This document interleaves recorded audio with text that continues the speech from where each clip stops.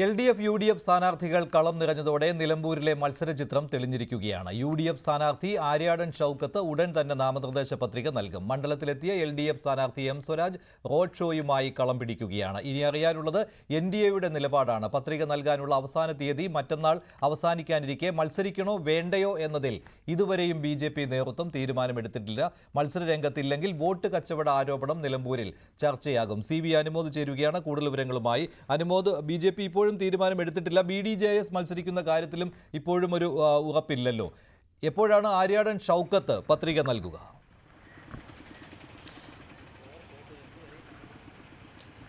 മഞ്ജുഷ, പത്രികാ സമർപ്പണത്തിന് 2 ദിവസം മാത്രം ശേഷിക്കുമ്പോഴും BJPയുടെ സ്ഥാനാർത്ഥിയെക്കുറിച്ച്, NDAയുടെ സ്ഥാനാർത്ഥിയെക്കുറിച്ച് കൃത്യമായ ഒരു സൂചനകളൊന്നും തന്നെ ലഭ്യമാകുന്നില്ല.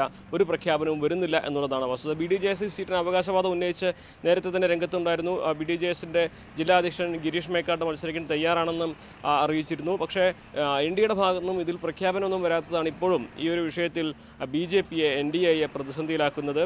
അത് വോട്ട് കച്ചവടത്തിന് സഹായിക്കുന്ന തരത്തിലുള്ള വലിയ വിമർശനങ്ങൾക്ക് വഴിയൊരുക്കുന്നു. ഇപ്പോൾ തന്നെ കോൺഗ്രസ്, CPM, BJP ബന്ധം അത്തരത്തിലുള്ള ആരോപണങ്ങൾ ഉന്നയിക്കാൻ തുടങ്ങിയിട്ടുണ്ട്. അപ്പോൾ അതിന് കൂടുതൽ കരുത്ത് പകരുന്ന തരത്തിലേക്കാണ് BJPയുടെ, NDAയുടെ സ്ഥാനാർത്ഥി പ്രഖ്യാപനം വൈകുന്ന സാഹചര്യം കൊണ്ടുചെന്നെത്തിക്കുന്നത്. അതേസമയം ഇടത് വലത് സ്ഥാനാർത്ഥികൾ ഇതിനോടകം തന്നെ നിലമ്പൂരിൽ പ്രചരണത്തിൽ ശക്തമായി. M. സ്വരാജ് ഇന്ന് രാവിലെയാണ് നിലമ്പൂരിലെത്തിയതെങ്കിലും വലിയ തോതിലുള്ള ഒരു പ്രവർത്തകരുടെ ഊർജം, ഒരു സംഗമം, അത്രമാത്രം ഒരു ആവേശം നമുക്കിവിടെ കാണാൻ കഴിയുന്നുണ്ട്. അദ്ദേഹത്തിൻ്റെ റോഡ് ഷോയിൽ മണിക്കൂറുകൾ കാത്തുനിന്ന് അദ്ദേഹത്തെ ആളുകൾ കാണാൻ ഈ റോഡിൻ്റെ ഇരുവശവും കാത്തു നിൽക്കുന്ന സാഹചര്യം ഉണ്ടായിരുന്നു. അതുകൊണ്ട് തന്നെ വലിയ ഒരു തരംഗം സ്വരാജ് തീർക്കുന്നുവെന്ന് LDF അവകാശവാദം ഉന്നയിക്കുമ്പോൾ നേരത്തെ പ്രചരണം തുടങ്ങാൻ കഴിഞ്ഞതിൻ്റെ ആത്മവിശ്വാസത്തിലാണ് UDF ഉള്ളത്. ആര്യാടൻ ഷൗക്കത്ത് ഇപ്പോൾ പത്രികാ സമർപ്പണത്തിൻ്റെ നടപടികളാണുള്ളത്. അദ്ദേഹം നേരത്തെ തന്നെ പ്രചരണത്തിൽ മുൻപിൽ എത്താൻ കഴിഞ്ഞുവെന്ന് ആത്മവിശ്വാസം പ്രകടിപ്പിക്കുന്നുണ്ട്. ഈ പത്രികാ സമർപ്പണം കഴിഞ്ഞതോടെ കൃത്യമായ ഷെഡ്യൂൾ അനുസരിച്ചുള്ള പ്രചരണത്തിലേക്ക് നീങ്ങും. നാളെ മുതൽ അതിലേക്ക് കടക്കുകയാണ് UDF. അതേസമയം LDFൻ്റെ കൺവെൻഷൻ നാളെയാണ്. നാളെ മുഖ്യമന്ത്രിയും മണ്ഡലത്തിലെത്തുന്നുണ്ട്.